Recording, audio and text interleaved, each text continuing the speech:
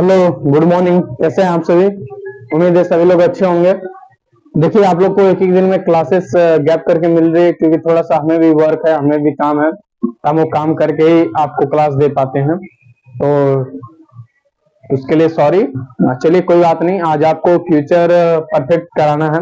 इसके बाद आपका एक और बच जाएगा, उसके बाद खत्म। ठीक है, तो मैं एग्जाम्पल ले लेता हूँ।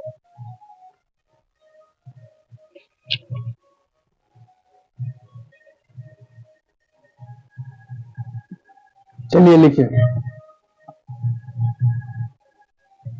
देख लीजिए, फ्यूचर कंटिन्यूअस मैंने करा दिया है आप लोग को। जो नहीं अब तक देखे वो क्लास जाके देखिएगा। ठीक है,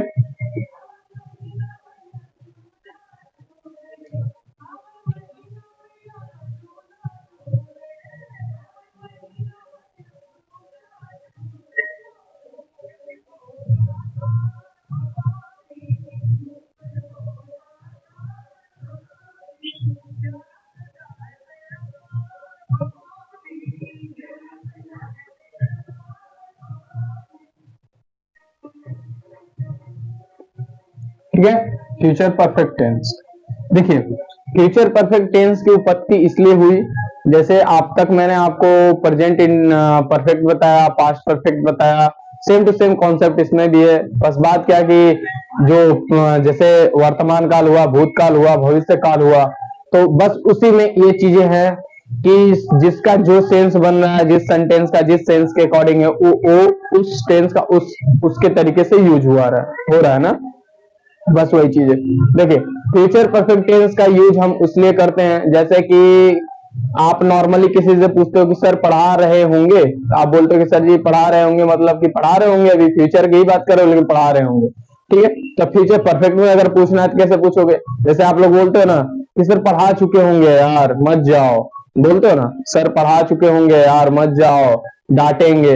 हम 5 मिनट लेट हो चुके हैं तो सर हमको बोलेंगे सर 5 मिनट लेट हो चुके होंगे, इसकी वजह से डांटेंगे।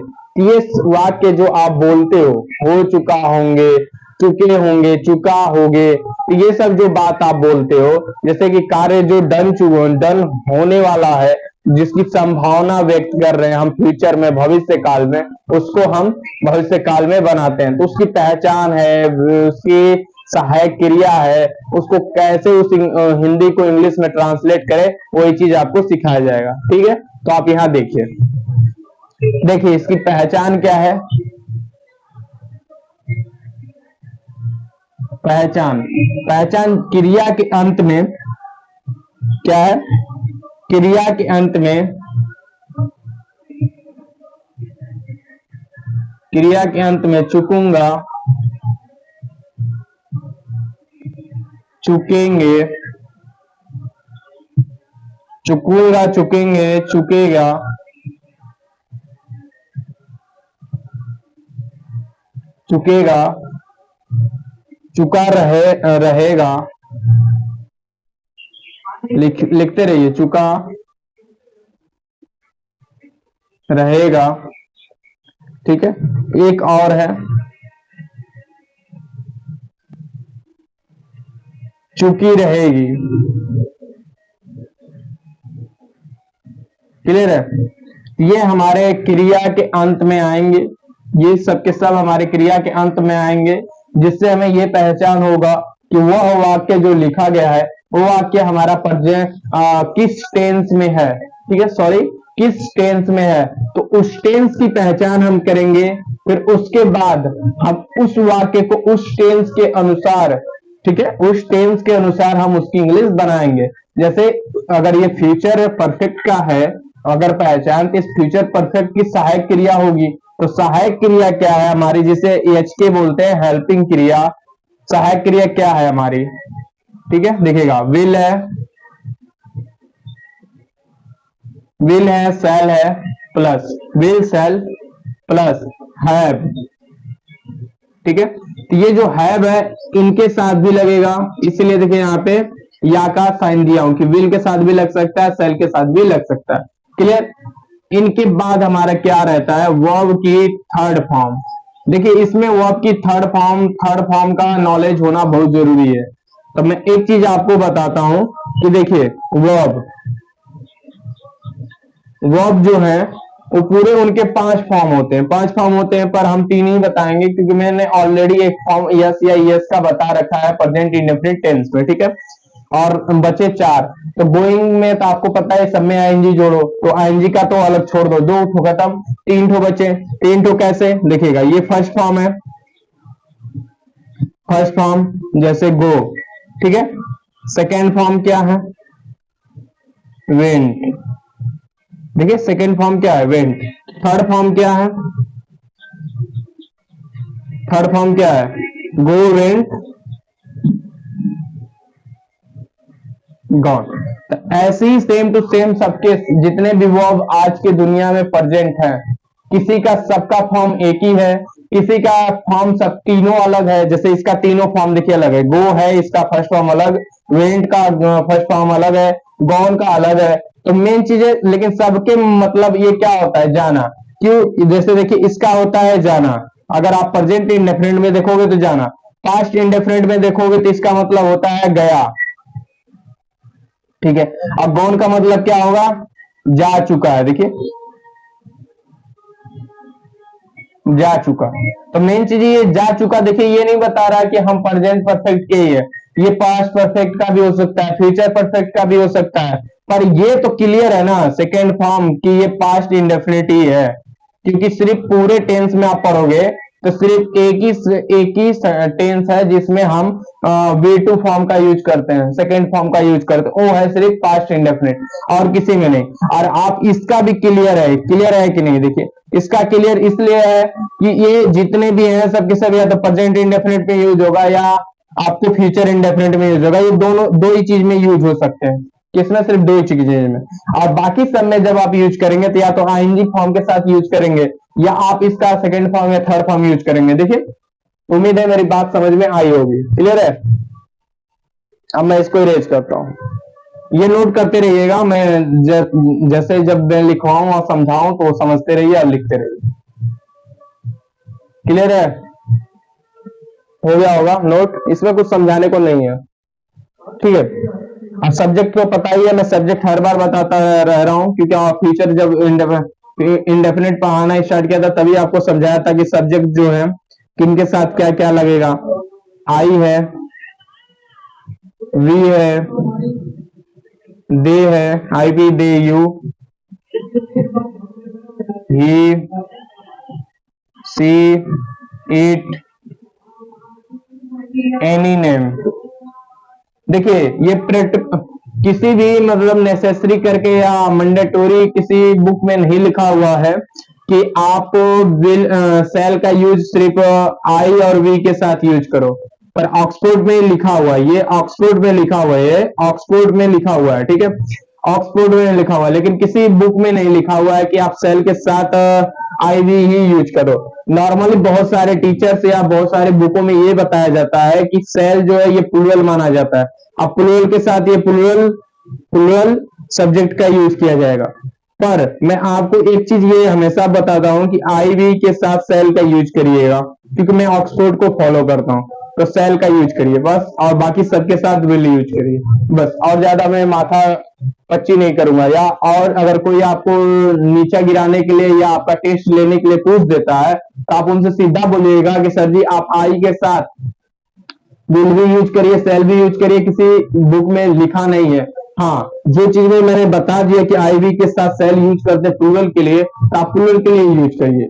अगर कोई आपको ज्यादा परेशान करता है, बोलर करता है, तो आप सिंपल सा बोल दीजिए कि बाबू आप बहुत ज्यादा नॉलेज वाले हैं, तो आपको ये पता होना चाहिए कि ऑक्सफोर्ड कहता है कि आई वी के साथ सेल का यूज करो और बाकी सबके साथ विल यूज करो, तो वो सामने वाला जान जाएगा कि हाँ पढ़ा है, इसीलिए बता रहा हूँ। और नहीं आप फिर भी ना माने तो आप इतना जरूर बोल देना कि ठीक है आप प्लूरल सब्जेक्ट के साथ प्लूरल हेल्पिंग वर्ब यूज करो और सिंगुलर के साथ सिंगुलर यूज करो, बस बात खत्म। उससे ज्यादा माथापच्ची नहीं करना है, ठीक है, क्योंकि आप जानते हो समझते हो तो किसी से उतना माथापच्ची नहीं किया जाता है, ठीक है। तो मैं ऑक्सफोर्ड को फॉलो करता हूँ, इसलिए मैं ऑक्सफोर्ड के अनुसार पढ़ाता हूँ, ठीक है।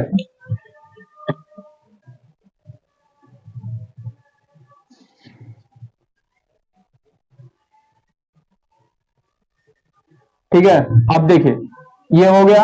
अब मैं इसको इरेज करता हूं। अब मैं आपको स्ट्रक्चर और एग्जांपल समझाऊंगा।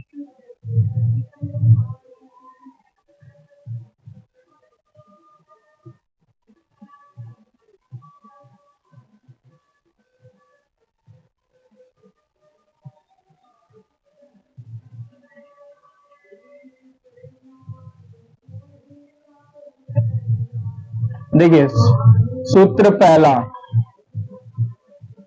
सूत्र पहला लिखिएगा, subject plus will shall plus have plus V का थर्ड फॉर्म मैंने आपको समझा दिया, plus object plus other plus dot dot dot dot 2 plus के अपॉन 4 प्लस की। अगर ये बोर्ड थोड़ा इधर चमक रहा होगा तो आप थोड़ा सा एडजस्ट करिएगा, क्योंकि मैं ऑलरेडी बोल रहा हूं तो उस पर फोकस करिएगा, ठीक है। यहाँ पे मैंने लिख रखा है 2 प्लस के बटे 4 किंग प्लस अदर, ठीक है। ये रहा आपका स्ट्रक्चर।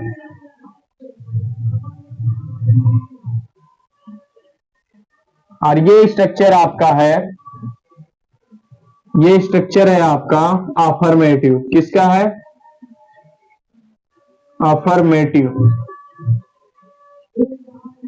Affirmative sentence.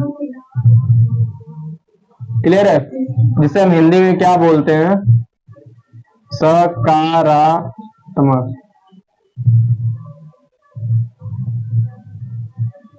सकारात्मक वाक्य। क्लियर है? अब जैसे यहां देखिएगा एग्जाम्पल, एग्जाम्पल पहला क्या है, लिखिए, मैं सो चुका, मैं सो चुकूंगा। जैसे मैं सो चुका हूं, ठीक है, तो मैं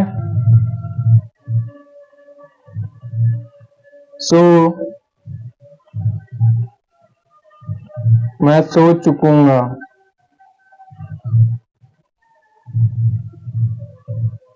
तो मैं सो चुका हूं, इसको इंग्लिश में कैसे बनाओगे? मैं हमेशा आपको बताता आ रहा हूं कि अफर्मेटिव हो या नेगेटिव हो, हमेशा अगर वाक्य की इंग्लिश बनानी है, वाक्य की इंग्लिश बनानी है तो हमेशा सब्जेक्ट की तरफ से चलेंगे। जैसे आई, और मैंने आपको क्या बोला कि आई के साथ और वी के साथ सेल का यूज करेंगे, ठीक है। पीछे हमें पता चला कि ये फ्यूचर परफेक्ट का है वाक्य, तो हम फ्यूचर पहचान देके पीछे है ना, फ्यूचर परफेक्ट का है तो हम फ्यूचर परफेक्ट की हेल्पिंग वर्ब यूज करेंगे। तो आई shall have, I shall have. और सोने, सोने का थर्ड फॉर्म क्या होता है? जैसे सोना, ये आप देखिए, स्लीप, स्लीप का ये फर्स्ट फॉर्म है ना, स्लीप मतलब क्या होता है? सोना। और सेकेंड फॉर्म क्या है इसका? स्लेप्ट। क्या है? स्लेप्ट। देखिएगा, स्लेप्ट। और इसी का थर्ड फॉर्म क्या है? स्लेप्ट। तो मैं जब आपको वर्ब पढ़ाऊंगा तो ये आपको डिटेल में बताऊंगा, और मैं यहाँ पे आपको समझा देता हूँ, हर चीज का हिंट देते जाता हूं, ठीक है। आई शैल हैव, मैं ये सब कैपिटल लिखता हूं इसलिए कि थोड़ा सा आपको समझ में आया, और कुछ नहीं।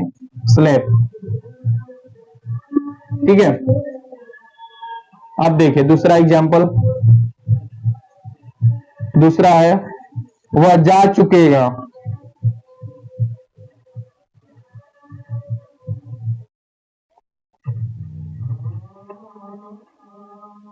वह जा चुकेगा, इसको कैसे बनाओगे आप?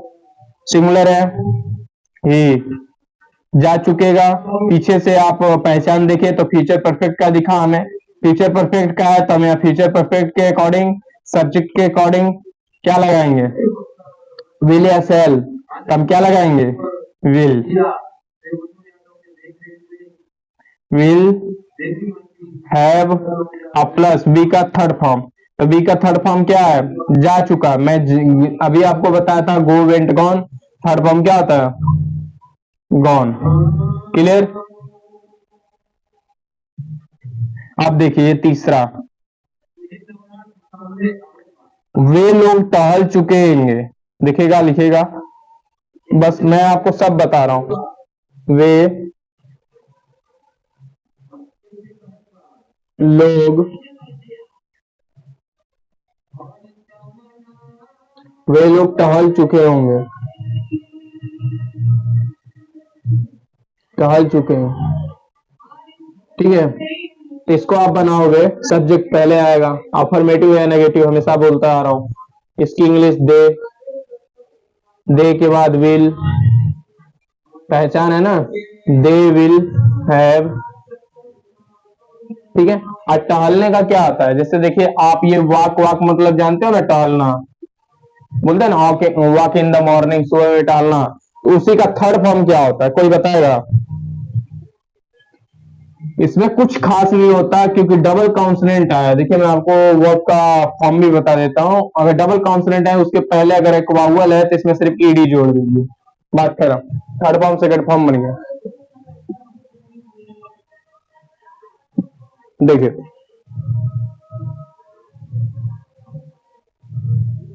क्लियर है, वाक्ड। अब देखिए चौथा एग्जाम्पल, अगले सोमवार तक मैं इस काम को कर चुका रहूंगा। जैसे ये थोड़ा लंबा है, इसको देखिए क्योंकि इसमें मैं अदर सबको लाना चाह रहा हूं।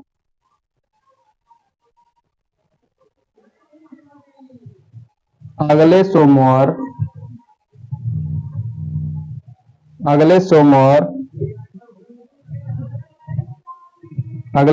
तक, दिख रहा है ना, अगले सोमवार तक मैं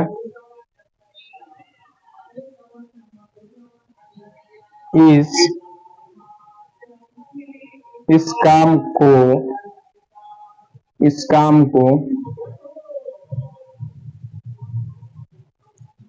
कर चुका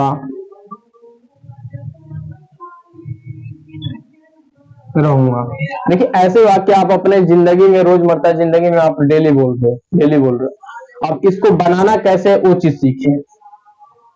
ये चाहे ये देखिए यहां तक अगले सोमवार तक, ये टाइम है कि नहीं है, तो इसको छोड़िए, समय हमेशा सेंटेंस के लास्ट में आता है, ये आप हमेशा माइंड में सेट किया रहिए, चाहे वो आगे आ जाए चाहे पीछे आ जाए, उससे आपको नहीं मतलब, आपको बस इतना पता होना कि अगर अफर्मेटिव है, देखिए दो हिंट है यहाँ पे, ये अगर यदि समय दिया है तो आपको पता होना चाहिए कि समय तो हमेशा वाक्य के लास्ट में आएगा, इंग्लिश जब भी बनाएंगे हम, ये पहला हिंट। और दूसरा कि अफर्मेटिव हो या नेगेटिव हो, पहले हमें सब्जेक्ट लाना है तो सब्जेक्ट लाएंगे, सब्जेक्ट के बाद हमारा हेल्पिंग वर्ब आएगा, हेल्पिंग वर्ब के बाद मेन क्रिया आएगी, मेन क्रिया के बाद अदर आएंगे, ये दूसरा हिंट। तो अगर स्ट्रक्चर को भी आप फॉलो करते हो तो आप इससे नहीं डरोगे। अगर स्ट्रक्चर भूल भी जाते हो तो ये आपके माइंड में सेट होना चाहिए कि समय हमेशा वाक्य के लास्ट में आता है, अगर आप इंग्लिश बनाते हो तब, चाहे कोई भी सेंटेंस हो, कोई भी टेंस। ठीक है, तब इसको देखिए बनाए, सब्जेक्ट यहाँ है, अभी इस सबको भूल जाइए, इस काम को कर चुका होगा, तब यहां बस मेरी बात को ध्यान दीजिए। देखिए मैं इस काम को, तो मैं आई शैल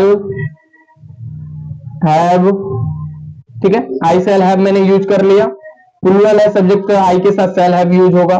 अब देखिए कर चुका होगा तो मैंने ये पहचान के अकॉर्डिंग शैल हैव लगा लिया। अब यहां मेन क्रिया क्या है, करना, क्या है, करना, आई शैल हैव डन। अब क्या बोल रहा है, इस काम को, इस काम की इंग्लिश क्या होती है ना, इस काम की इंग्लिश क्या होती है, दिस वर्क,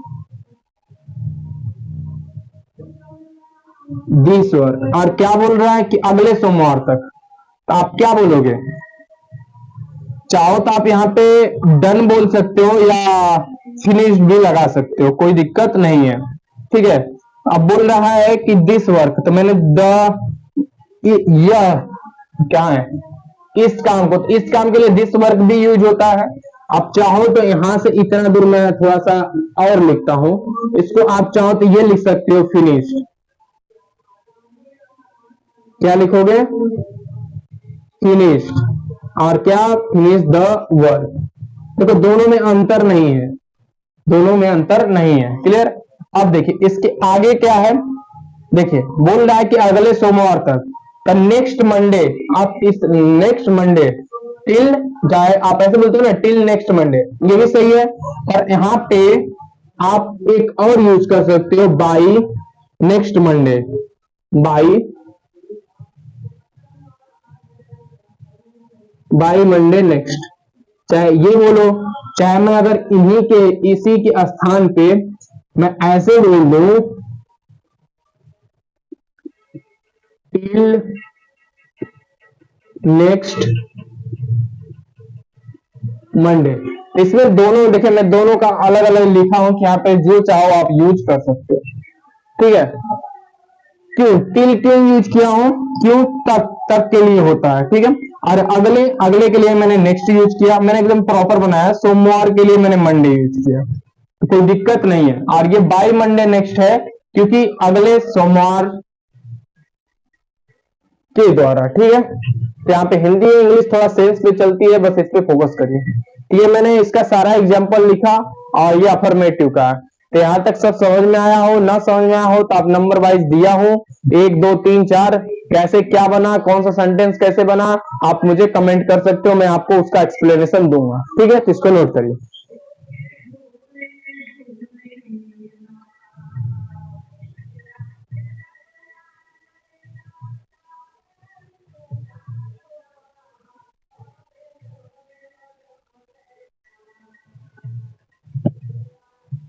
ठीक है, हो गया। मैं इसको इरेज करता हूं। अब मैं आप नेक्स्ट टाइप क्या, नेक्स्ट नॉट नेवर नेगेटिव का बताता हूं।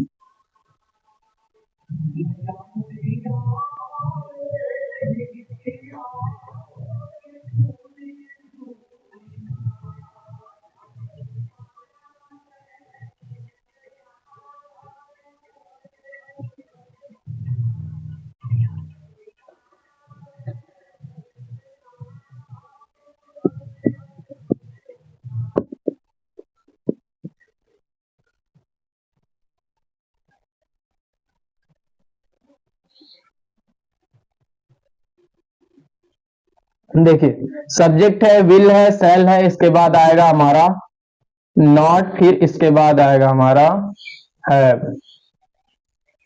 बाकी सब हो जाएगा। क्लियर। अब देखिए, ये सूत्र नंबर दूसरा है और ये जो है अफर्मेटिव नहीं रहेगा, ये नकारात्मक वाक्य हो जाएगा।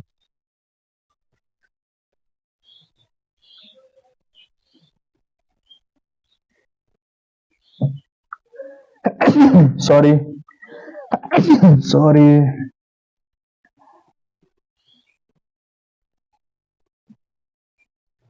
नकारात्मक वाक्य। क्लियर, जिसे आप नेगेटिव सेंटेंस बोलते हो, ठीक है। अब देखिए, इसका है एग्जाम्पल नंबर फर्स्ट। इसमें एग्जाम्पल ज्यादा नहीं है। पहला देखिएगा, एग्जाम्पल पहला है मैं नहीं जा चुकूंगा, मैं नहीं जा चुकूंगा। क्लियर।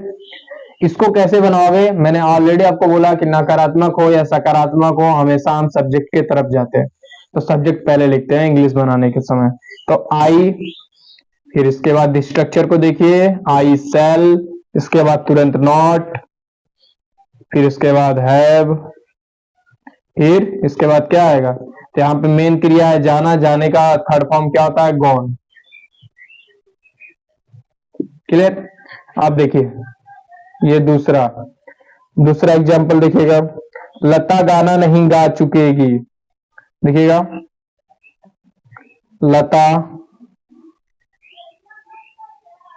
लता गाना नहीं गा चुकेगी। क्लियर।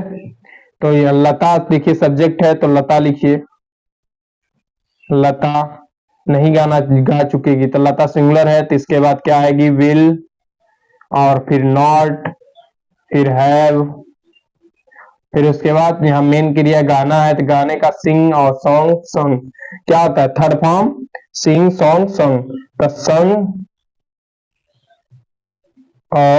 सॉन्ग। ठीक है, ये थर्ड फॉर्म होता है, सिंग सॉन्ग सॉन्ग। ठीक है। आप देखिए तीसरा एग्जाम्पल, तीसरा एग्जाम्पल है, वे लोग इसे नहीं कर चुकेंगे। वे लोग इसे नहीं कर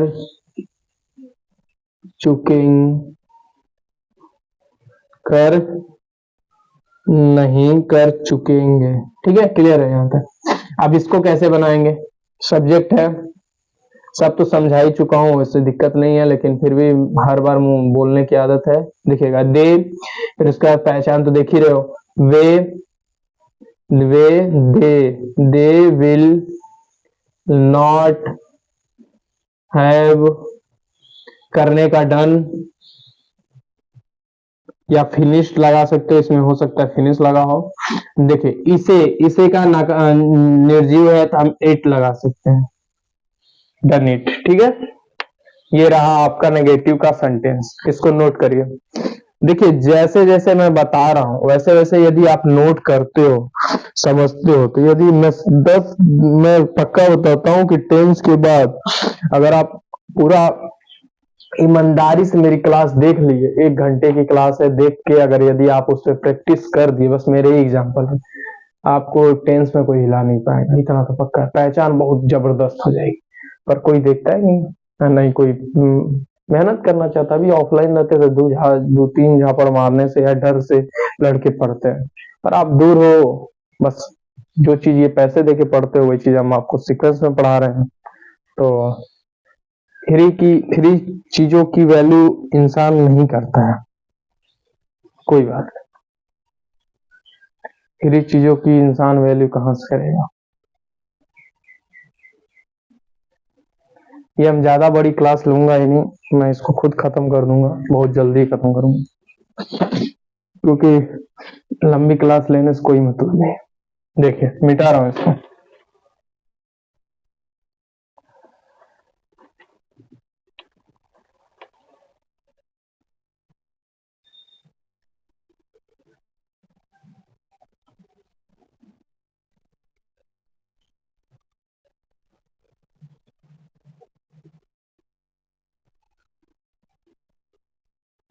भाई ऊपर का थोड़ा मिटा रहा हूं मैं, कुछ 3 चीज एक ही साथ लिखूंगा, इस बुक में लिखा नहीं है लेकिन मैं लिखूंगा, देखिएगा। ये रहा आपका सूत्र तीसरा, लिखिएगा, क्वेश्चन वर्ड प्लस का विल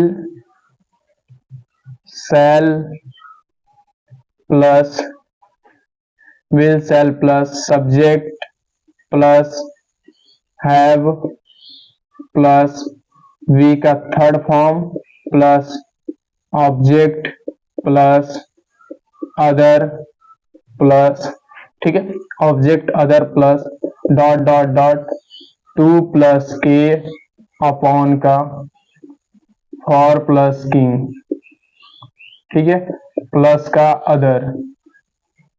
ये रहा आपका क्वेश्चन। ठीक है, सूत्र तीसरा, सूत्र चौथा दिखेगा।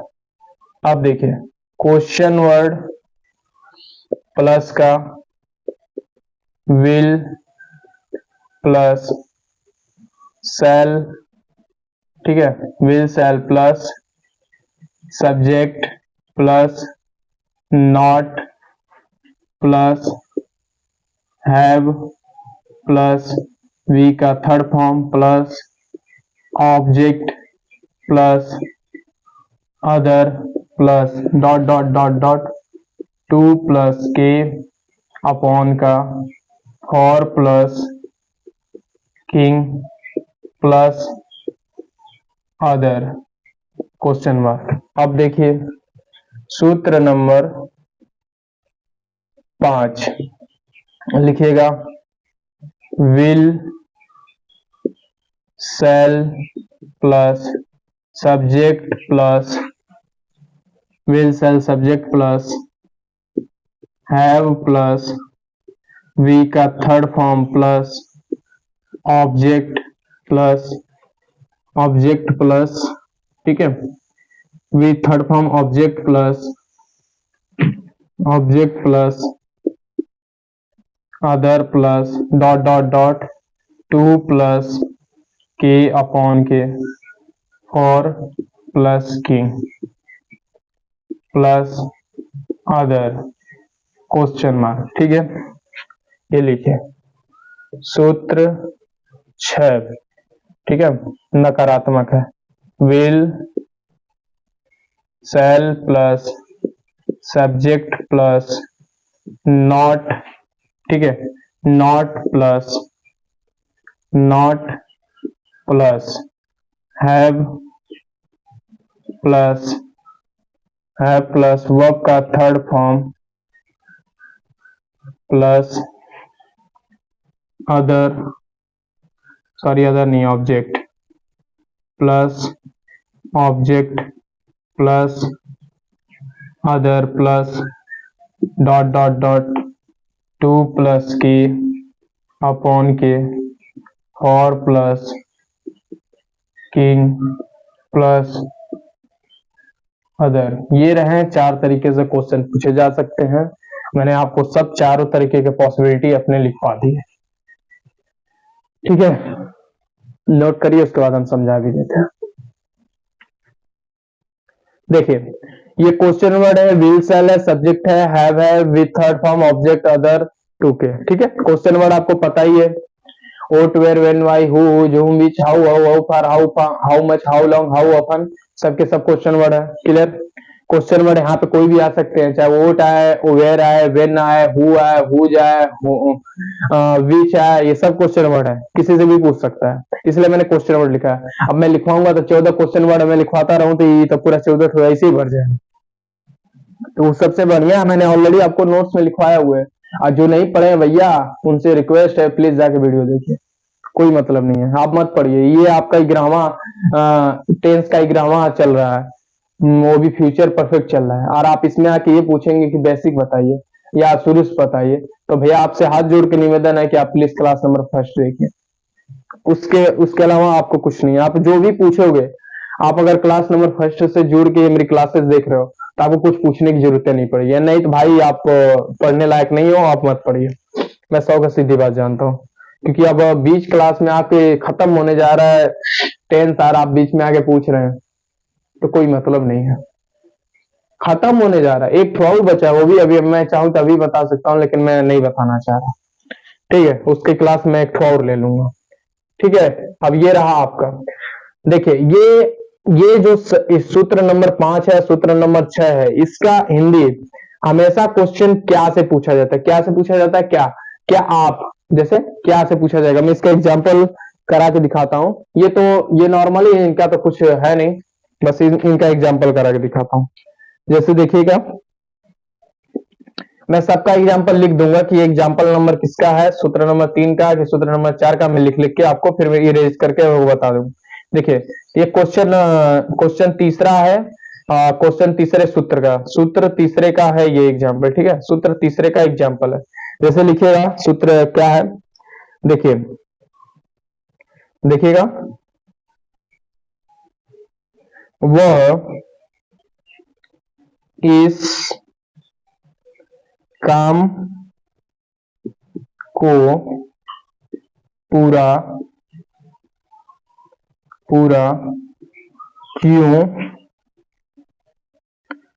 क्यों नहीं कर चुकेगा। आप ऐसा सेंटेंस, ऐसा वाक्य आप अपने रोजमर्रा जिंदगी में बोल रहे हो, रोजमर्रा जिंदगी में बोल रहे हो कि वो इस काम को क्यों नहीं पूरा कर चुकेगा, क्यों नहीं कर पाएगा, आप ऐसा बोलते हो ना, तो वही सेम टू सेम है। जैसे देखिए यहाँ पे, वह इस काम को, तो वह इस काम को, तो ये क्वेश्चन पूछ रहे हो, तो क्वेश्चन वाले में देखिए, क्वेश्चन वाले में ये सूत्र नंबर 3 और 4 पे बेस्ड है। क्वेश्चन वाले में आप जब भी पूछते हो क्वेश्चन, तो क्वेश्चन हमेशा सब्जेक्ट से, सॉरी, क्वेश्चन वर्ड से सब्जेक्ट की तरफ इंग्लिश बनाते हैं। तो सब्जेक्ट, तो देखिए वाई, आप स्ट्रक्चर में देख सकते हो, क्वेश्चन वर्ड पहले आया वाई, फिर उसके बाद वह है, तो वाई विल। अब यहां देखिए नहीं, क्योंकि ये देखिए क्वेश्चन वर्ड, ये सूत्र नंबर 4 है, क्योंकि नकारात्मक है तो यहाँ नकारात्मक लिखिए। सूत्र नंबर 4 का नकारात्मक सेंटेंस है, देखिएगा वाई विल, देखिए वाई विल, इसके बाद क्या आएगा subject, why will he not. ठीक है, आप यहां देखिए करना मेन क्रिया है, तो करना मेन क्रिया है तो यहाँ पे आप, यहाँ पे करना मेन क्रिया है तो नॉट, फिर इसके बाद हैव।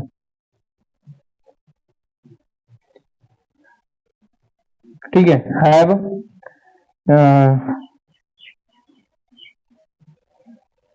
ठीक है। यहां आप दो चीज लगा सकते हो, या तो डन या तो कंप्लीट। क्लियर है, कोई डाउट नहीं हो, कंप्लीट द वर्क, ये क्वेश्चन मार्क है। ठीक है, हो गया। ये सूत्र नंबर 4 का है, आप नोट कर लीजिए। उसके बाद हम सूत्र नंबर 5 का दिखाते हैं।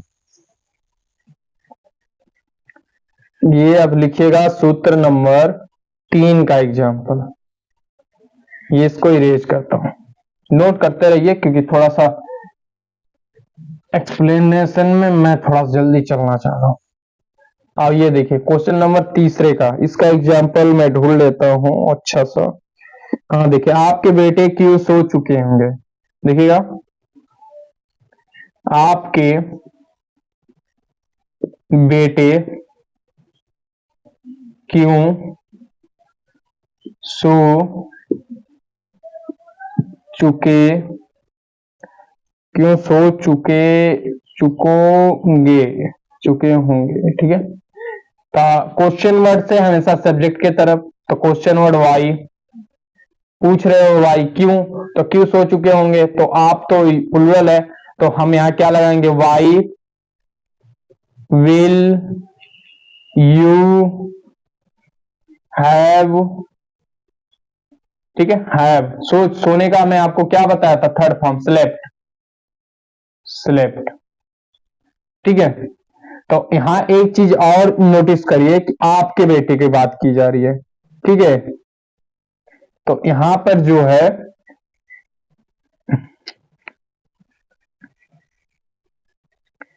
Your son have slept. Clear, ये रहा हमारा स्ट्रक्चर। ठीक है, आपके बेटे क्यों, तो मेन चीज है बेटा या तो सिंगुलर हो या तो प्लुरल, तो मैं इसके अकॉर्डिंग प्लुरल मान लेता हूं, क्योंकि भाई मैं फंस जाऊंगा बाद में, क्योंकि बहुत सारे बच्चे बोलेंगे कि सर जी उसका एक ही बेटा थोड़ी ना, यहाँ बेटे लगे तो प्लुरल हो सकते हैं, तो मैं यहाँ प्लुरल लगा देता हूँ। मैं बचने के लिए मैं सब कुछ करता हूँ। आप यहाँ देख सकते हो कि सूत्र नंबर 3, सूत्र नंबर 3 के अकॉर्डिंग देखिए क्वेश्चन वर्ड आया, विल आया, सब्जेक्ट आया, तो ये सब्जेक्ट यहां तक सब्जेक्ट ही है ना, फिर उसके बाद हैव आया, फिर थर्ड फॉर्म आया। क्लियर, अब लिखिए आप क्या वाले क्वेश्चन, क्या वाला क्वेश्चन क्या कहता है, सूत्र नंबर, इसमें नेगेटिव भी देता है कि नहीं देता है, नेगेटिव देता है। ठीक है, सूत्र नंबर 5 पे बेस्ड एग्जाम्पल। ठीक है, इस पे क्या है देखिएगा, क्या वह जा चुकेगा, क्या वह जा चुकेगा। ठीक है, इसको क्या वाले से आप जब भी क्वेश्चन बनाओगे तो सिंपल बस हेल्पिंग क्रिया का यूज करेंगे, जैसे विल के साथ तो आई वी के साथ, आई वी को छोड़ के बाकी सभी हेल्पिंग वर्ब के साथ यूज होगा सब्जेक्ट। ठीक है, तो विल ही, जा चुकेगा तो विल ही हैव गॉन, खत्म कहानी। क्लियर, अब देखो ये सूत्र नंबर 6वां का एग्जाम्पल, सूत्र नंबर 6वां का एग्जाम्पल, तो सूत्र नंबर 6वां ये देखिए अफर्मेटिव है, अब ये नेगेटिव का, इसका सूत्र नंबर 6वां का देखिएगा क्या है, क्या तुम नहीं पढ़ चुकोगे, देखो क्या तुम नहीं पढ़ चुकोगे। क्लियर, तो यहां देखिएगा will you, will you not have read. Clear. जैसे आप मिला सकते हो, देखो विल के बाद सब्जेक्ट के बाद नॉट, उसके बाद हैव, फिर वो आपकी थर्ड फॉर्म रीड। तो यही तक था आपका सफर और हमारा। इस पे चाहो तो एग्जाम्पल बहुत सारे हैं, मैं आपका प्रैक्टिस कराना हो तो चाहो तो बहुत ज्यादा करा सकता हूँ, ठीक है। लेकिन दूसरी चीज मैं आपको बता दूं कि प्रैक्टिस कराने के लिए मैं एक दिन आपका लूंगा, आज जिसमें मैं आपको पूरा का पूरा, जैसे एक पूरा का पूरा होता है ना, जितने भी टेंस अभी पढ़ा लूं, जैसे फ्यूचर कंटिन्यूअस, परफेक्ट कंटिन्यूअस भी पढ़ा लूं, उसके बाद जब पढ़ा लूंगा तो आपके बाद एक साथ 12 के 12 जितने भी 12 के 12 टेंस हैं, मैं आपको एक दिन लूंगा और खड़ा खड़ा मैं यहीं पे एक तरह खड़ा होऊंगा और आपको जैसे ये मैंने सूत्र सब लिखे हैं, सब के सब एक ही बार में आपको रिवाइज करवाऊंगा, ये मेरा प्रॉमिस है। और यहीं तक आपकी ये क्लास सीमित है और यहाँ से लास्ट है ये आपका। अब आपका एक क्लास और बचता है फ्यूचर कंटिन्यूअस, वो भी परफेक्ट कंटिन्यूअस, तो मैं आपको कराऊंगा, ठीक है। चलिए, थैंक यू और आपका दिन शुभ हो। और अगर क्लास और मेरा पढ़ाने का तरीका समझ में आ रहा हो तो प्लीज सब्सक्राइब, शेयर और अपने दोस्तों के साथ शेयर करना ना भूलें, ठीक है। Thank you.